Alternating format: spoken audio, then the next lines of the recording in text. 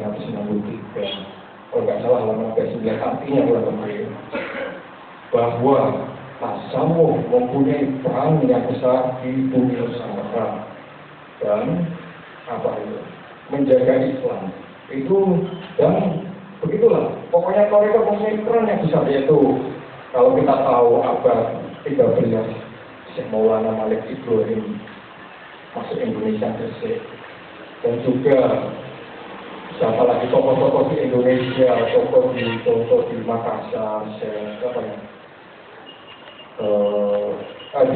di Kalimantan, Syekh Arsyad Al-Bandari, seorang pejuang, seorang musyrik Toriko, Syekh Romli Tamimi Peterongan, seorang pejuang, juga seorang musyrik Toriko, kan gitu kan. Apalagi yang katakan Abdul Hadi MW, seorang pengajar di Universitas Paramadina Mulia Jakarta, dalam bukunya tasawuf dan relevansinya di Nusantara kalau tidak salah. Nah itu menegaskan bahwa Torikot pada abad ke-14 dan memerankan peran yang penting abad 16-17 di Indonesia adalah mereka para mursyid Torikot. Apapun namanya banyak sekali. Juga sama Pangeran Diponegoro, pengikut Torikot Qadiriyah, siapa lagi? Kakaknya Sultan Iskandar Muda di Aceh, Torikot Qadiriyah, dan lain-lain juga tidak ketinggalan. Torikot Sufiya Muhammadiyah sudah mulai lahir di Indonesia. Para kiai yang kelasnya kaliber nasional, kiai di PBNU nasional, kiai di kelas masuk TV dan politikus dan orang-orang atasan, dokter-dokter yang saya kenal lebih dari 20 di Indonesia, mungkin di mana-mana di Jogja banyak masuk ya. Torikot Sufiya Muhammadiyah bukan yang promosi, intinya ya semua torikot baik, cuma saya mantri torikot ini. Walaupun alimah untuk unasin masuk baru dalam Al-Quran, masuk kayak tes bil alif, ibaratnya tes bil alif Torikot Sufiya Muhammadiyah itulah contohkan kayak Anda, saya bil kobra masalah torikot nasa bagi apa semuanya baik, karena semuanya dalam rangka mencari hijrah kepada Allah dan Rasul, yang bukan untuk dunia. Dalam saya bilang nama bersabda innal a'malu binniyat wa innama likulli imri'in ma nawa. Syalan kana hijratuhu lillahi wa lirasuli fa hijratuhu lillahi wa lirasuli. Wa man kana hijratuhu fi dunya yusibuna akan dapat. Wa man kana hijratuhu maka yang dimuka. Dan seterusnya. Intinya semua torikot berusaha mengamalkan apa yang dibuat hadis, apapun nama torikot. Tapi itu di Ahmadiyah salah satu definisi torikot sebagaimana kalam Asyik Mokar juga, kita perlu seorang pemimpin. Asyik Mokar berkata, "Maka yakun korban dari masih rohu, kanturun alaihi orang ikol al-dalam." Siapa yang tidak mempunyai guide, maka akan tertrigger, akan penasaran. Oke, kita mau ke sini aja berumur musik. Apalagi kita hijrah kepada Allah Rasulnya. Oke, misteri. Makanya kita perlu musik dari Allah Subhanahu Wa Taala berfirman, "Likuli kaumin." Memang benar. Hidayah pertama memang Allah. Kinal betul Allah memang benar. Tapi Allah dalam ayat lain membedakan. Wa atainal bisyai'in sababa wa aqid sababa. Saya telah memberikan sabab-sabab semuanya dunia ini. Ikutilah sabab-sabab itu. Terus Allah memberikan hidayah, izin hidayah pada Sayyidina Muhammad. Qul innani hadani rabbi ila shiratal mustaqim. Terus apa? Qul innaka la tahdi, ayat lain, qul innaka la tahdi ila shiratal mustaqim. Kamu bisa memberi petunjuk pada jalan yang lurus. Rasulullah. Ayat lain itu di kaumin hakim, setiap kaum agar yang memberi petunjuk dalam rangka menerangkan ayat Al-Quran. Ayat Al-Quran itu harus perlu penerang. itu bagian dari nasi manusia lagi. Kalau nggak ada penerangan Quran itu ada Fir'aun, ada Abu Lahab, Abu Jahal, ada zina, ada macam-macam. Makanya perlu mubayin, itu bagian dari nasi manusia lagi. Makanya Allah berfirman walaupun ahsanahu fi imamin mubin. Ada mubinnya, penerangnya. Kurang lebihnya begitulah. Yang kurang paham, saya sendiri sekali lagi saya minta maaf. Secara nama ikut-ikutan, secara esensi belum tentu. Mungkin aja adiknya Ashabul Kahfi juga dari saya masuk surga, ya kan? Saya masih di dunia. Ya kurang lebihnya sekian, mohon maaf. Semoga yang lapar dan juga lapar. Terima kasih. Dia tidak asma utama itu ma'antum wa abawum. Kalau saya itu ma'anzalallahu biha min sultan. Ma'anzalallahu biha min sultan. Pada dasarnya apapun di dunia ini, apalagi dia terlabaikan sebagai jenis radikal, tentu saja mempunyai pengaruh yang luar biasa terhadap umatnya, termasuk tarekat. Yang selalu menjadi persoalan kita sekarang adalah ketika tarekat itu juga kita tahu bahwa para pengamalnya ada juga yang moderat dan ada yang ekstrim. Dan ini tadi disebutkan oleh beliau meskipun secara sangat ringkas bahwa banyak sekali tarekat seperti apa. Bahkan mungkin saya pribadi adalah orang tarekat Muhammadiyah. Cuma beliau pakai dalam rupiah yang saya pakai dalam rupiah. Alhamdulillah, lugawiyah apapun yang kita lakukan, cara-cara kita beragama itu adalah merupakan sebuah tarekat. Hanya ketika tarekat membentuk sebuah cabang ilmu tertentu, membuat sebuah jamaah tertentu, membuat sebuah praktek ibadah tertentu yang menghasilkan fenomena keagamaan tertentu, inilah yang menjadi persoalan. Artinya inilah yang menjadi sumber perdebatan antara orang yang menerima dan tidak menerima. Dan saya tidak mewakili orang yang menolak ataupun tidak mewakili orang yang aktif di tarekat. Saya hanya membaca kira-kira titik ekstrim sebuah gerakan, apa saja namanya, tidak ada tarekat, itu yang selalu menjadi persoalan. Kita tahu bahwa misalnya seperti yang saya sudah tadi, memang peranan tarekat itu sangat luar biasa. Untuk tarekat yang ada pada jalurnya, yang disebut tadi tansir rutin amaliyah, malah itu selesai. Kalau tarekat itu didefinisikan sebagai tansir rutin amaliyah, ya memang itu yang kita mau kan gitu. Apa masalahnya? Ibnu Taimiyah tidak berrepot-repot membaca tasawuf begitu banyak menghadisi orang-orang tasawuf dan tarekat. Kalau itu yang sebenarnya yang diinginkan oleh para pengamal tarekat, tidak perlu ada perdebatan terlalu panjang tentang apa masyhur atau tidaknya tarekat. Tetapi sisi apa yang sesungguhnya dipersoalkan, itu yang menurut saya perlu kita diskusikan. Saya misalnya melihat kita tahu bahwa Pak Harun Nasution almarhum imam besar prinsip besar terutama akidah bersyarat. Di akhir hayat beliau, beberapa kali sebelum meninggal, beliau juga aktif di tarekat. Tepatnya di Naksabandia, Fatihiyah di Tasikmalaya Penjaya itu.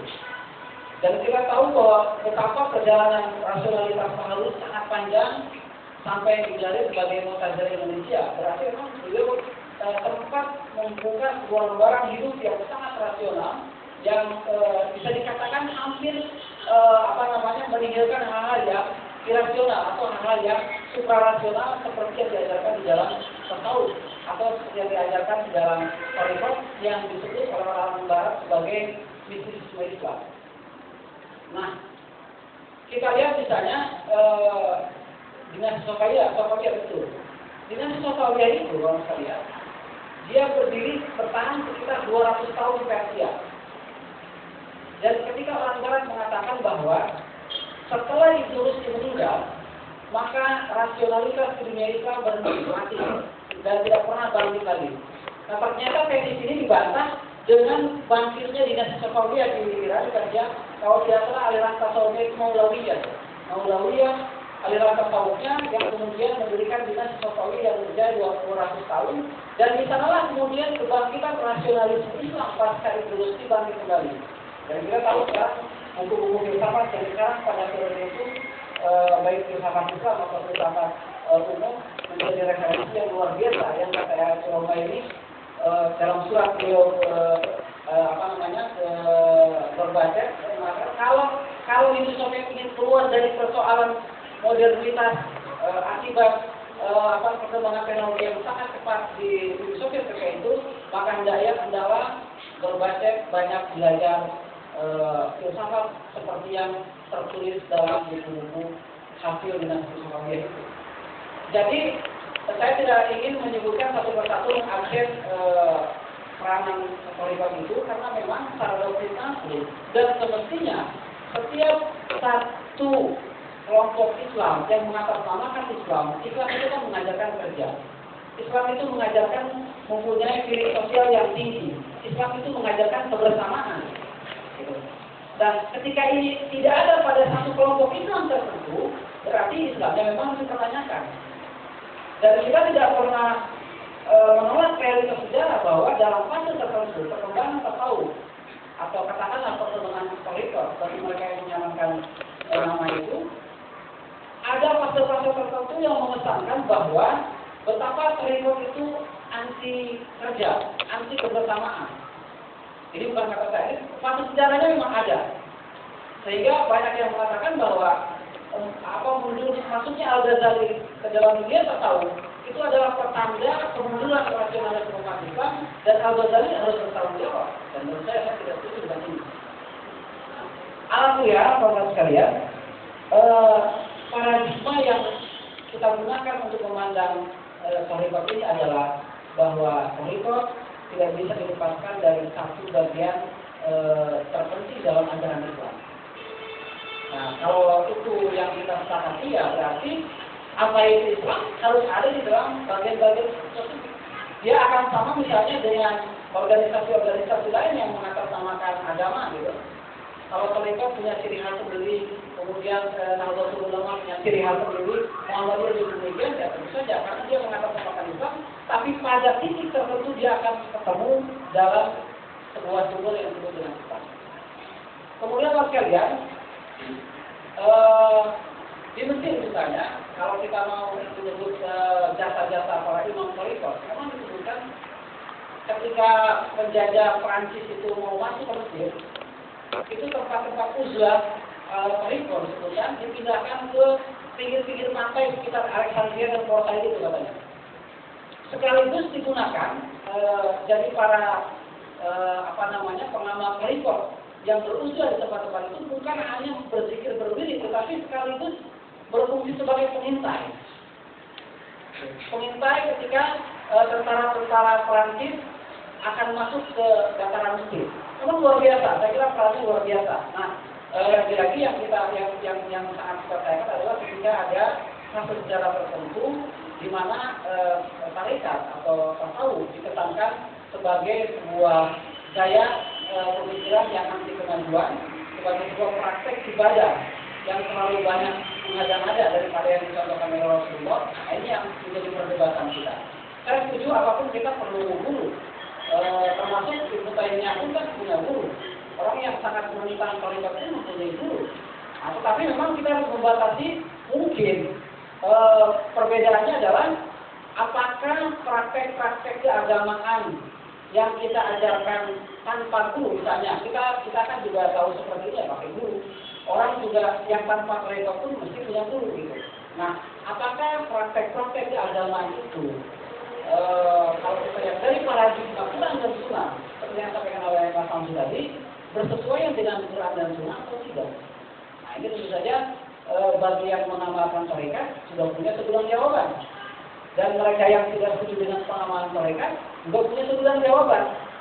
Apalagi yang memikirkan bahwa sesungguhnya mau bertemu dengan Allah ini tidak perlu pakai birokrasi. Gitu. Ada orang yang berpikir seperti itu. Saya masih ingat kalau saya, kakak kelas saya, Mas Rahman yang menjadi asisten utamanya Lianuddin, yang aliran apa itu?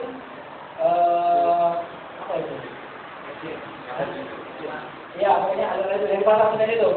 Yang sekarang ditangkap itu Mas Rahman itu kakak kelas saya persis di Ciputat. Di antara penyebab konversi dia dari Islam ke aliran itu adalah dia bilang, saya merasa nikmat kalamullah. Di aliran kalamullah itu, kalau saya mau bertemu dengan malaikat Jibril, ketemu malaikat Jibril itu bukan hanya hak saya, bukan hanya hak prerogatif mulia, tapi saya pun bisa ketemu dengan Jibril kapan saja. saya pun bisa dapat wahyu dari Jibril, dari Allah kapan saja. Nah, sampai ekstrim seperti itu. Nah, ini juga ada dalam pemikiran keagamaan kita yang tentu saja mempunyai latar belakang sejarah, konteks sosial, konteks historis dan sosiologis yang berbeda. Saya kira sebagai teman pada saya demikian. Mohon maaf atas segala kesalahan.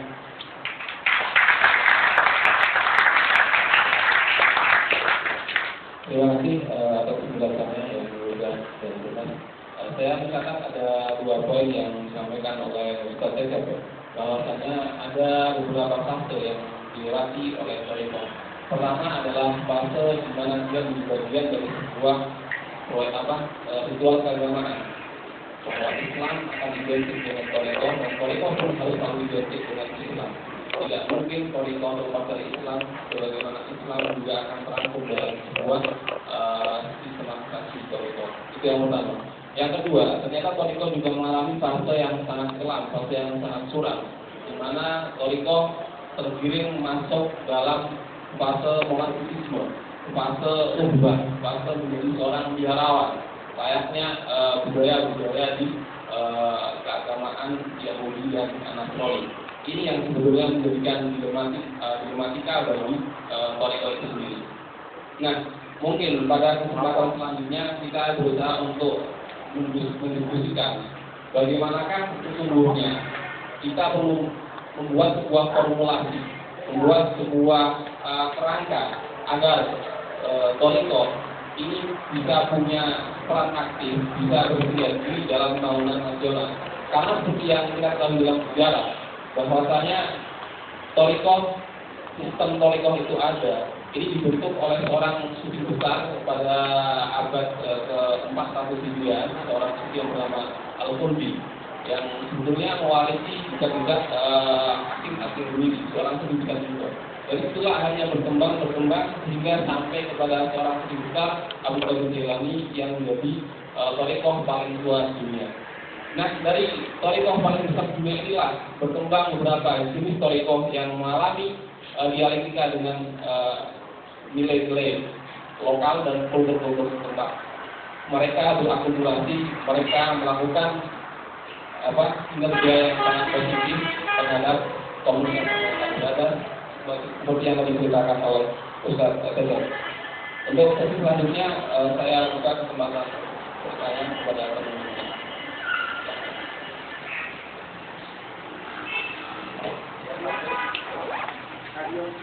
Satu.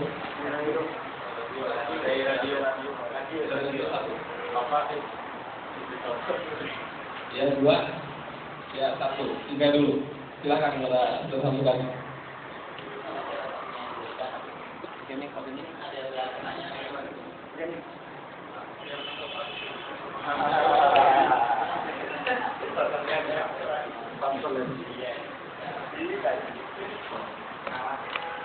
Assalamualaikum warahmatullahi wabarakatuh. Ada beberapa permasalahan yang saya garis bawahi tentang Thariqah. Kalau saya sejauh pengetahuan saya, Thariqah itu tidak pernah selamat yang namanya ta'assub. Setiap orang yang itu sebuah kelompok Thariqah tertentu pasti dia akan menginginkan sekali pimpinannya atau dalam istilah Thariqah itu. Dan itu pasti. Bahkan tidak ada satu murid dulu di Indonesia tidak ada di sini. Bahkan semua perbuatan seorang muslim, bahkan secara ditinjau dari kacamata syariat itu jelas melanggar, itu tetap diidentifikasi sebagai sebuah kebenaran oleh komunitas tersebut. Bahkan mereka itu adalah mempunyai syariat sendiri. Itu yang perlu kita tanyakan, apakah syariatnya para orang muslim apa yang dikatakan wali itu. Dan kemudian yang ada fenomena baru saya kira di Mesir itu. Saya tidak menunjukkan nama Thariqahnya, bahkan banyak sekali teman-teman saya yang ikut itu mereka sudah nggak mau baca lagi. Apakah itu sebuah ajaran Thariqah? Saya nggak tahu. Atau memang mereka sendiri yang melakukannya. Gitu. Tapi mereka tetap mengatakan katanya apa kitab itu? Kitab adalah berarti apa itu kali itu? Yang paling benar adalah saya. Nah, maka sebenarnya itu memberikan tanggapan bagaimana tentang saat terima kasih.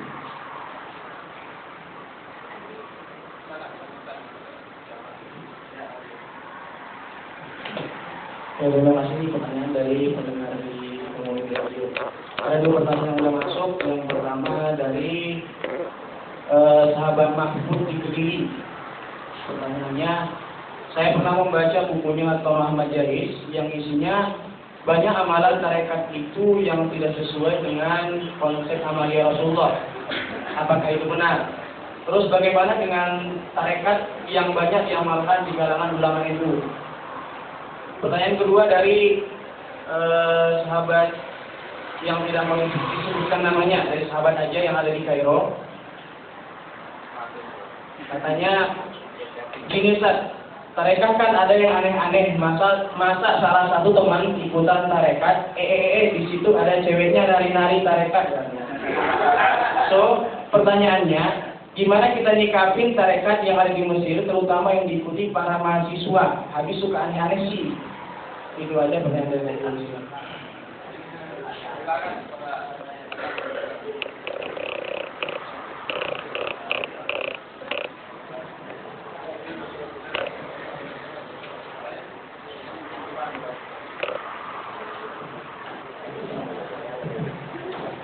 Bismillahirrahmanirrahim. Assalamualaikum warahmatullahi wabarakatuh.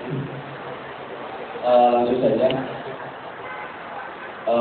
Tarekat ya, tarekat kalau saya pandang itu adalah termasuk dunia tasawuf. Dan saya lihat bahwasanya dunia tasawuf itu berjalannya stagnasi. Dia tetap. Jadi tidak ada ikut ininya, ikut kehidupannya. Dia tetap aja terus. Dia mengikuti ada yang kodok dan kodok. Itu yang saya cermati. Kemudian saya pernah membaca sebuah buku terjemahan yaitu Kalam Imam Syafi'i. Di sana dikatakan bahwasanya Imam Syafi'i pernah berkata, barang siapa yang masuk dalam dunia tasawuf, dia adalah bodoh sampai waktu dulu. Itu. Makanya kemudian di sana juga diterangkan bahwasanya tasawuf itu identik dengan kemalasan. Karena kalau saya baca biodata orang-orang tasawuf itu setiap pagi itu habis subuh itu kerjanya zikir aja sampai duhur. Nah itu padahal kalau Rasulullah itu ngajari bahwa kalau siang ya bekerjalah, kalau malam ya zikirlah. Dan Rasulullah juga mengajari bahwasanya Rasulullah saja itu berzikir saja 70 kali istighfar. Kalau kita ya paling banyak lah, ya kita 3 kali lipat lah, berarti 210 itu paling banyak. Terkadang itu kalau kita ngaji tarekat, ya mohon maaf, kadang saya sendiri ikut ngaji tarekat ya, itu dalam sekali duduk aja itu 2 jam itu kadang saya ngantuk-ngantuk kayak gini, itu kadang saya rasanya berkurang. Nah ini pengalaman aja. Dan saya tanyakan gini, tadi belum dijelaskan akan peran tarekat dalam membangun bangsa. Yang saya tanyakan gini. Kalau saya lihat, itu tarekat, oke lah, tarekat itu mengajarkan sisi pendidikan moralitas setiap individual. Dan saya sepakat bahwasanya tarekat itu adalah membentuk sebuah moral yang menjadi baik. Atau kalau dalam sebuah buku itu gini, at-tasawuf huwa al-amal.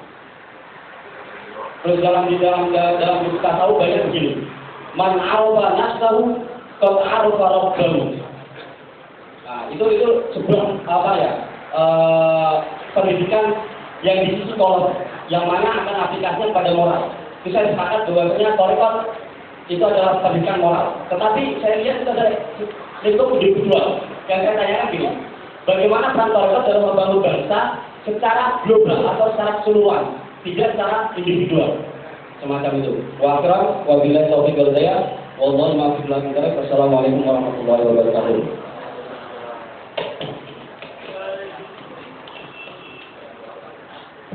Terima kasih. Silakan kepada Ustaz untuk kepada Ustaz Samsul.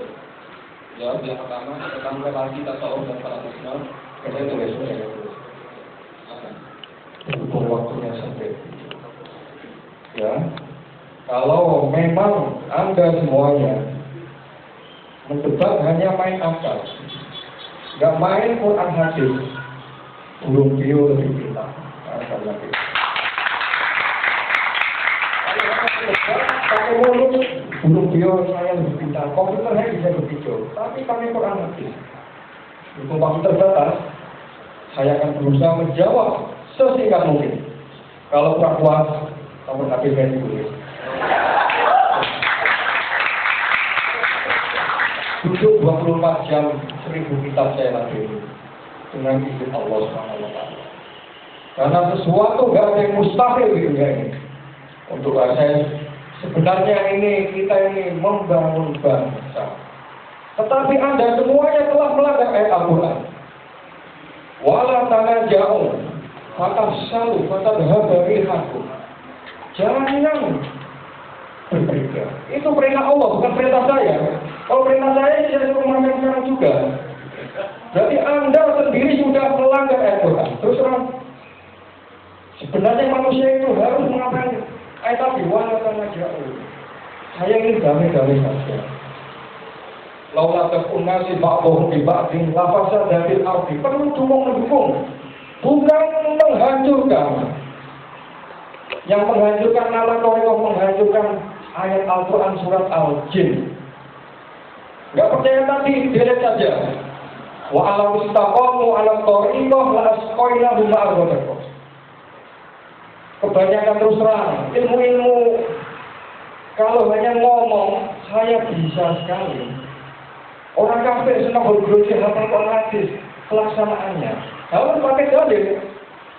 Munculnya tasawuf sama Ibnu Rushd itu sudah kayak goblok-goblokan ya. Tasawuf ada sudah zaman Nabi Adam alaihissalam. Itu bagaimana ilmu kita?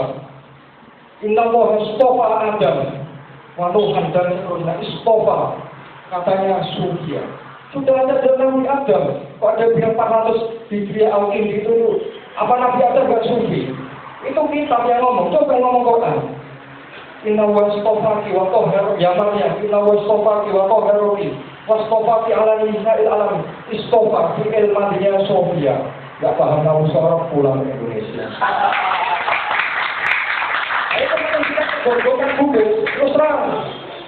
Goblok loh. Islam perlu dipertanyakan. Islamnya siapa? Islam aja udah sempurna belum? Kok mau nunjuk Islamnya orang lain? Bukankah kita sholat?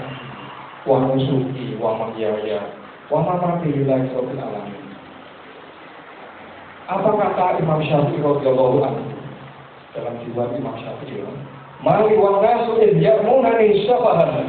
Dini nafsi wa binunat minna. Kata Imam Syafi'i. Betapa banyak orang membodoh-bodohkanku. Agamaku untuk diriku. Agama kalian untuk kalian, bukankah walana amaluna walakum amalukum takut jiwa kalian. Terus apa lagi? Mengada-ada dalam syariat yang bagaimana? Terus terang dalam apa kata Dr. Abdul Wahab Al-Ghani dalam kitabnya apa? Pendapatnya tentang tasawuf sunni. Apa itu tasawuf sunni? Yaitu muqayyad diusulin kitab Rasulullah, bagaimana kata Imam Al-Junaid bin Muhammad Al-Baghdadi radhiyallahu anhu arda. Madhabuna muqayyadun diusulin kitab Rasulullah.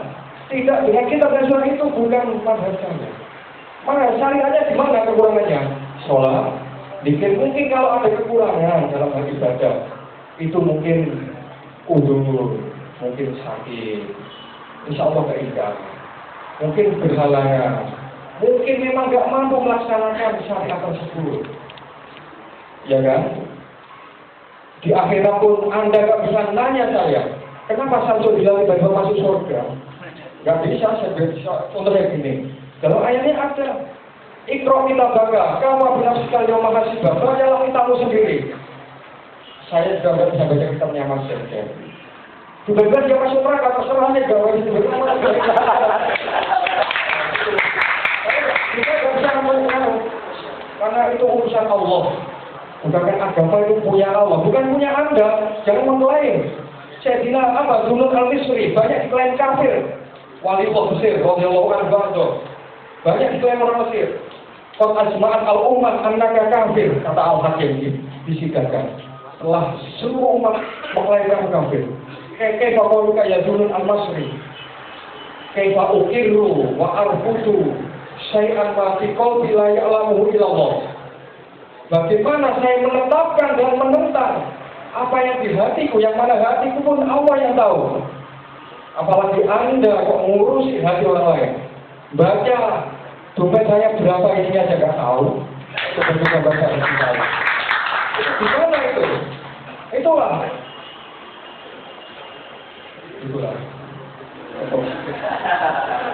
Makanya jangan berdebat. Jalannya mana? Ya, debat 1000 tahun saya lakukan. Kalau umur saya sampai 1000 tahun, karena membela kebenaran. Inilah keyakinan yang saya miliki. Baik kalau menurut aja mempunyai keyakinan, ya kan? Pernah saya disalahkan dulu apa ya? What is never die artinya. I have to lalu I'm on sampai apa-apa, anti dua ilmu. Sampai saya punya pilihan yang yakin sampai kemenangan perang di tanganku. Michael Turok ada mempunyai pendirian. Bukannya orang-orang yang pelintang. Dalam Al-Quran yang mudah bina baina dzalika la ilaha illa wa la ilaha illa wa may yudhillahu fala tajida lahu sabila. Mudah enggak jelas hidupnya. Kanan-kanan, kiri-kiri. Terjun payah bunuh diri enggak jelas. Karena ada orang-orang tertentu yang mempunyai ilmu tertentu. Apa Sayyidina Khidir, hal aktaf Sayyidina Musa ke Sayyidina Khidir, apa Al-Qurannya itu? Hal aktaf juga, innahu soroknya harus diaktifkan ini. Hal aktaf juga ala atu alimani mimma olinta, bukan ta'alamta. Ta'alamta fil madi, mudore, olinta fil madi, mami lima telah diajarkan. Ya ayuhan nas, olinta mati kotoy, Sayyidina Sulaiman. Itu Nabi, bukankah al-ulama warasatul anbiya? Bukankah ulama itu bisa mewarisi para Nabi? Jangan dianggap. Ulinta, maka kita bisa bagaimana belajar ulinnya mati kotor? Ya bisa. Ulinta rusdan, gimana? Walamna muhilat guna ilma. Ada orang yang bisa sekolah sini tanpa belajar. Terus terang, ada Syekh Sohir, Syekh Asrok, makamnya sampai Imam Syafi'i. Umur 3 tahun sudah hafal Quran hadis tanpa guru.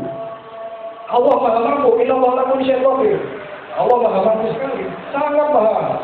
Saya begitu bisa jadi presiden Indonesia. Terus terang, sangat mampu. Tidak ada kata mustahil bagi Allah. Inna Allah lakum syaitan. Tidak rodo, saya kaya pula pun kaya pun. Terus ta'asub gimana? Itu ta'asub gila gimana? Terus terang, kita bukan ta'asub. Ittiba. Dengarkan ini, yang tanya siapa tadi? Nah, kita belajar yang ittiba. Bismillahirrahmanirrahim. Ittabi'u man la yas'alukum alaihi ajrun wa hum muhtadun. Ittaqullaha wa kunu ma'as shadiqin. Ikutilah orang-orang yang shadiq. Saya mengikuti. Ya kan? Bukan ta'asub kalau baik. Saya ta'asub pada agama saya Islam. Dia pun mati di tangan saya. Itu ta'asub gak apa-apa, selama baik. Ta'asub sholat 5 waktu wajib. Saya ta'asub. Bukankah guru yang mengajarkan sholat 5 waktu? Kenapa gak lebih ta'asub? Dan harus kita takdimi. Terus terang makan saya nggak makan ini. Nah, ini makan ini. Enggak, biar tuntas ini. Guru wajib dimuliakan. Allah berfirman bahwa yu'adzim sya'air Allah fa innaha min taqwal qulub. Nah gitu. Siapa yang mengagungkan sya'air Allah fa innaha min taqwal qulub. Inna sofa wal marwah min sya'airillah. Sofa marwah batu, itu pun termasuk sya'airillah. Kita harus mu'adzim. Bukankah guru lebih mulia dari batu?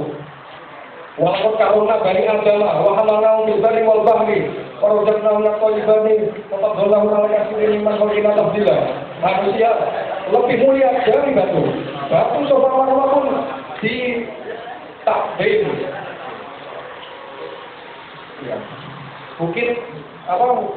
Mukodas itu kita kabiwabil, mukodas itu sini orang-orang yang kesini. Allah itu pun mukodas. Buruk dan kita buruk selama baik. Sayyidina Muhammad yang melihatkan Rasulullah. Bukannya ta'asub mengikuti kita berumah najakin adriya ila Allah. Anda mengikuti al-ajab, mereka minta ujroh. Saya nggak minta ujroh. Bahkan kita Allah menyuruh kita bingung mana yang alaikum alaihi ajrun wa hum mutasib. Kalau memang ada ajrun, dia tidak mutasib. Itu Quran. Bagaimana mereka melanggar syariat? Semuanya ada Quran hadis. Itulah Jangan dianggap remeh. Amalan rokok bisa sudah ada yang Islam. Yang mana itu? Yang mana? Yang mana gitu? Sholat, rukun Islam mungkin ya itu ibaratnya mungkin ada individu tertentu yang masih error dalam masalah mengimplementasikan syariat. Ibaratnya orang sakit. Mungkin masih batuk-batuk di rumah sakit, perlu obat masih gini. Dia pun masih berusaha baik. Mari kita berusaha berbaik sangka. Sudah berapa kali ngomong baik sangka presentasi itu. Sampai bosan ya. Kita juga berontak banyaknya banyak lah. Kali. Ciri wali setan, Anda pernah tahu wali setan? Inama syaitan yuhawwifu awliya'u. Oh, saya masuk contoh dan saya Islam Mbak. Setan gitu loh Pak. Inama syaitan yuhawwifu awliya'u. Tapi wali Allah, nama awliya Allah, la khaufun 'alaihim wa la hum yahzanun. Dia pun nyawa taruhan saya, la khaufun 'alaihim wa la hum yahzanun. Tapi walinya setan takut. Masih takut inama syaitan yuhawwifu awliya'u. Tinggal pilih. Jadi wali ilmunya ala buli saya gue. Para nabi gak belajar dari kita. Para nabi gak ada punya ijazah al-Azhar. Mana itu wali? Itu alamat unik nama Libatore. Unik teruskan. Fa'alamaka malam takun ta'ala. Semuanya kan tahu. Quran mana dalilnya? Kulhatu burhanakum in kuntum shadiqin. Kitab bagus. Siapa yang bilang dapat kitab? Saya tadi baca kitabnya Muslim Mystic and Historical Writing. Baca. Kalau John punya Amerika, saya baca. Apa? Ya, dan lain sebagainya. Itulah. Terus sudah puas ya. Mana rupa-rupa sudah terakhir tinggal satu ini. Wah, kurang saya tambahin. Tersebut bikin 70 kali. Itu Rasulullah ya kan? Itu Rasulullah banyak kursus sekali orang tidur. Ada banyak kursus sampai mulutnya sobek-sobek, gak bakal tidur. Doa Rasulullah dibandingkan dengan Anda lain lah. Layak itu kau berilah Rabbi hadisnya. Rasulullah Anda, siapa Anda itu? Rasulullah dapat wahyu, Anda wahyu apa? Wahyu nama orang. Jangan katakan. Itu seperti dokter. Rasulullah menyuruh, ini contoh singkat ya, saudara itu. Pengobatan termasuk salah satunya bil asal dengan madu ya kan. Tapi mana dokter-dokter sekarang pakai obat-obatan macam-macam. Asyifa salas kan. Oke, ini dan salah satunya al asal, sulfur asal.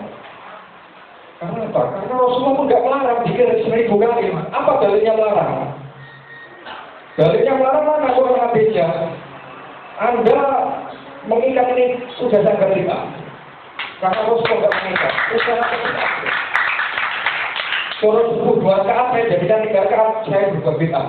Rasulullah nggak melarang ada melarang bid'ah. Islam. Nggak ada, nggak apa-apa. Pikir Anda kecuali yang udah berkoror, udah betah. Sholat subuh 2 rakaat, wah, subuh pagi-pagi saya aja kasih bangun sholat 10 rakaat saja. Saya kan orang merdeka, saya keluar gitu. Nggak boleh kita 2 rakaat. Subuh bisa apa rakaat, lelah sekali ya. Berarti 2 rakaat tempat, karena udah berkoyak, udah terikat. Yang belum terikat contoh, ulwas robu makanan minuman. Saya makan gimana? Pakai ini aja nggak apa-apa. Rasulullah tangan nggak apa-apa, nggak ada yang mengikat. Rasul nggak melarang, Anda melarang berbuat kita. Anda nggak ada dalil melarang. Man arfa-arfa wakak arfa, man arfa nafsa wakak arfa-arfa. Rob apa ini? Rob banyak sekali. Saya mempunyai banyak rob. Rob banyak. Ada rob ayah itu termasuk rob. Alhamdulillah lagi rob bayani 2 rob. Fir'aun, roh juga. Anak roh bersumur aklar. Apa Fir'aun kata Sayyidina Yusuf? Apa itu? Pak Yusuf dia apa?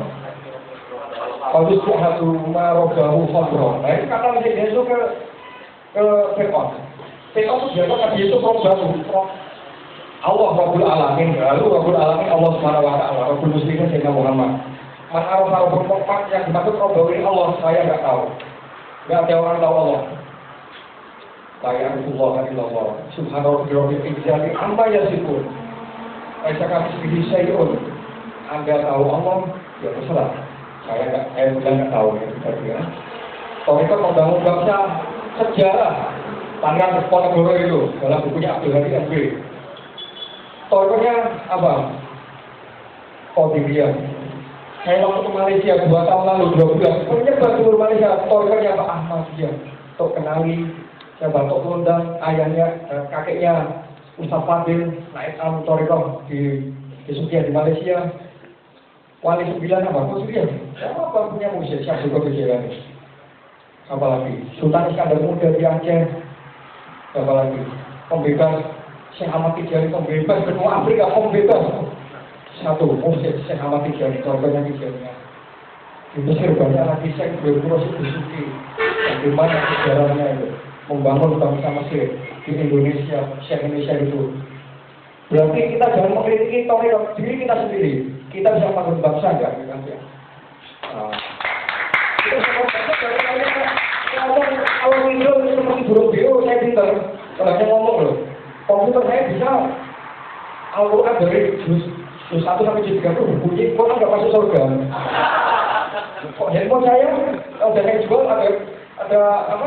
Qurannya berbunyi bisa berjam-jam, nggak berbunyi. Laptop Google Search itu apa pintar? Tanya tasawuf bisa Google Search. Makanya tahu toriko apa kata Syekh Mukhtar? Mandako Arab, wali zaman Arab Mandako Wasoh, cincin itu. Seperti bagaimana Ustaz Ece sudah menikah, saya nggak tahu. Yang tahu Ustaz Ece. Tapi dokter itu saya berani, makanan saya udah enak, kurang enak sedikit, kurang minuman aja. Gitu. Makanya Mandako Arab, wali zaman Mandako Wasoh, coba dulu. Terima kasih. Terima kasih. Penjelasan yang beragam sekali ya, senang sekali dari saya itu. Saya minta kepada Ustaz, silakan. Terima kasih. Saya bagian berikutnya saja. Pertama, sebelum mungkin yang saya bisa berkontribusi menjawabnya menjadi pertanyaan terakhir tentang bagaimana tarikat membangun bangsa. Ya kalau pengalaman tarikatnya sudah dijawab itu sudah selesai sebenarnya kan. Saya bukan mengenal tarikat sebagai majmu'ah. Di tarikat di makna Islam mungkin.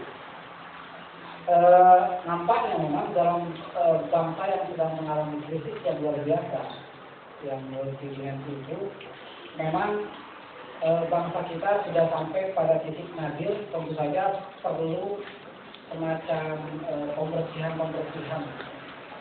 Kalau saya lihat bisa jadi kontribusi torikot yang paling signifikan dalam membangun bangsa itu adalah paling tidak pada tataran nilai-nilai yang dimilikinya.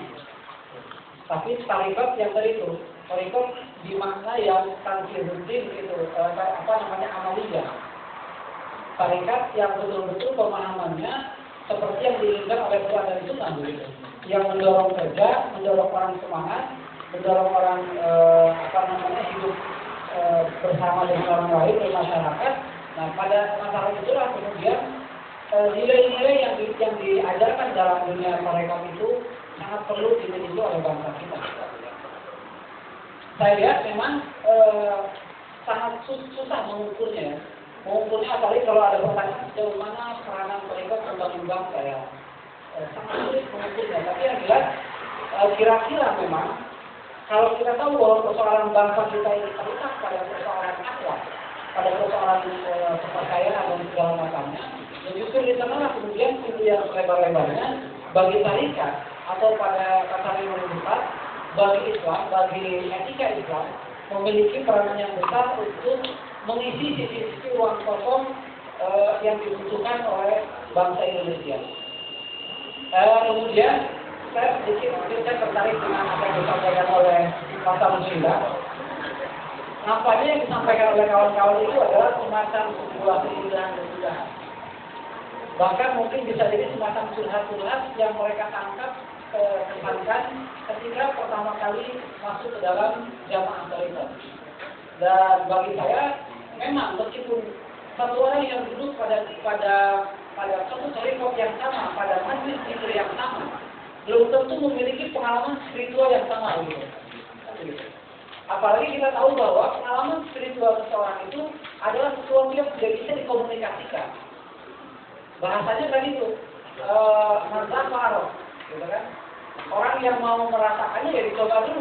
Persoalannya ya ketika mau mencoba itu orang tahu bahwa makanan itu pahit atau manis atau segala macam, sehingga ada orang yang tidak mau mencoba, kemudian mempunyai kesimpulan atau yang mencoba tapi punya kesan kurang enak. Nah, itu yang kemudian disampaikan oleh kawan-kawan.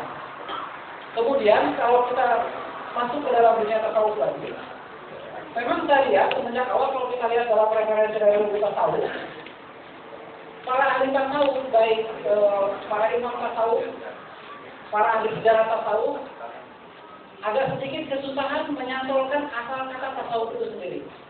Ada yang bilang tasawuf itu dari kata sofa itu tadi bersih.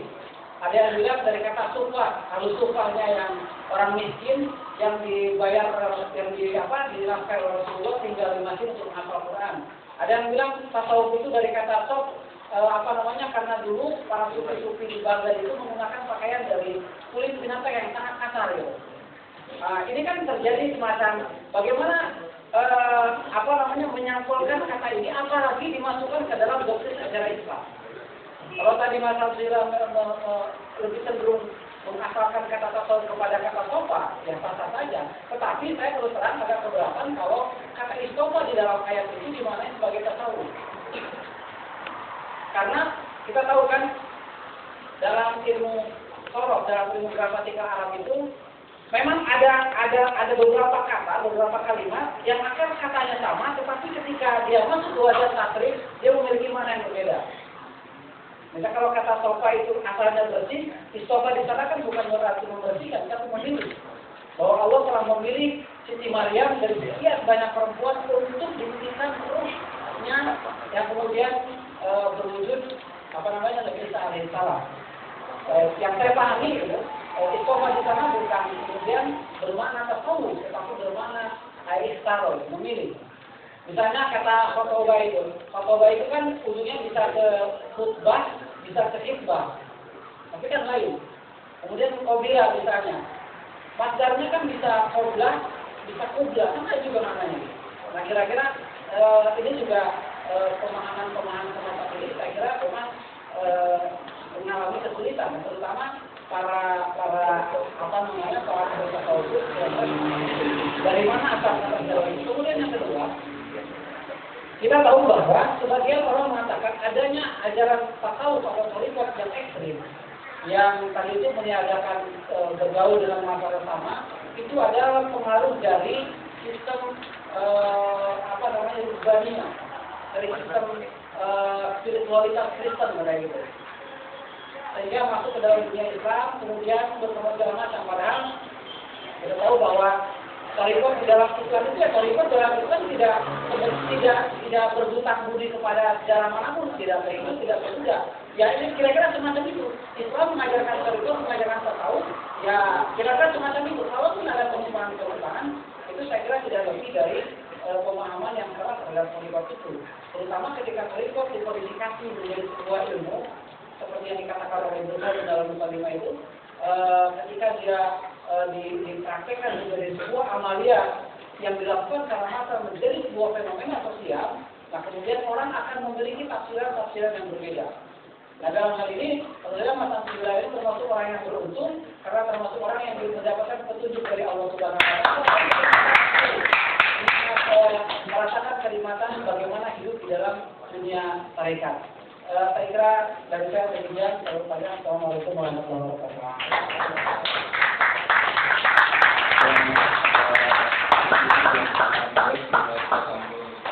Melewatkan masa-masa azan.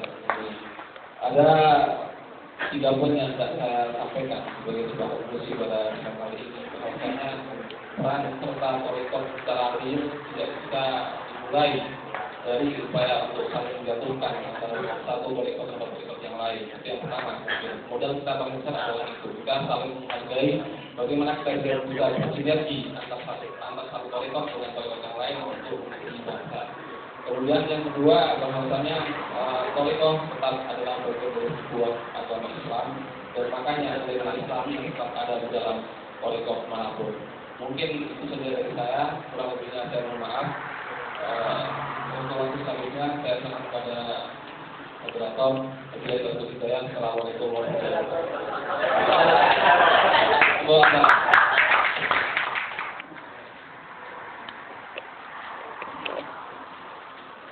Terima kasih kepada saudara moderator yang telah memimpin acara Tafsir Ramadan dan menerima peran mereka dalam membawa bangsa. Selanjutnya kita masuki acara selanjutnya sebelum kita melakukan salat maghrib, yaitu pembagian hadiah atau pembagian piagam maksudnya.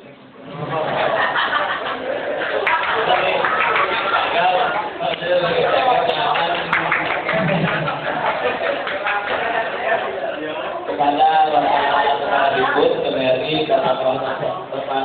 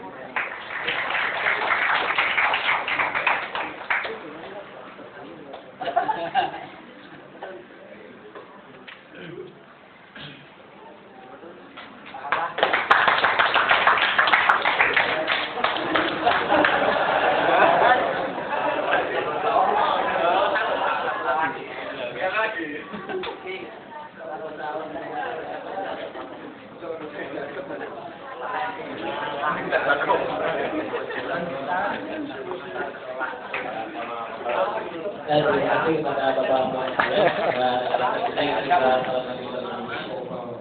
sallallahu alaihi wasallam wa nasta'inu bika min kulli sharrin ista'adha bika minhu habibuka al-Mustafa sallallahu alaihi wasallam.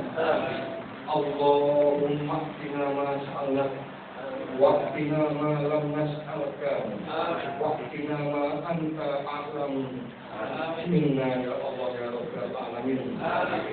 Allahumma nuran fi qulubina wa hujjatan fi alsinatina wa qabulan fi wujudina wa si'atan fi sudurina. Allahumma ighfir batinana bima'il kautsar waj'alna natawaffa bima'il ghaib. Allahumma ij'alna asfiya ahfiya ya rabbal alamin. Amin. Bahwa jadikanlah Jamiah Nahdlatul Ulama sebagai penyelenggara acara ini sebagai jamiah yang bisa menjadi suri tauladan bangsa, bisa menjadi suri tauladan penerus-penerusnya, dan mewujudkan bangsa Indonesia yang coba di Pahlawan Cilawi, Poso, Wonorejo, Kalimantan, Kalimantan, Walaupun Rabbana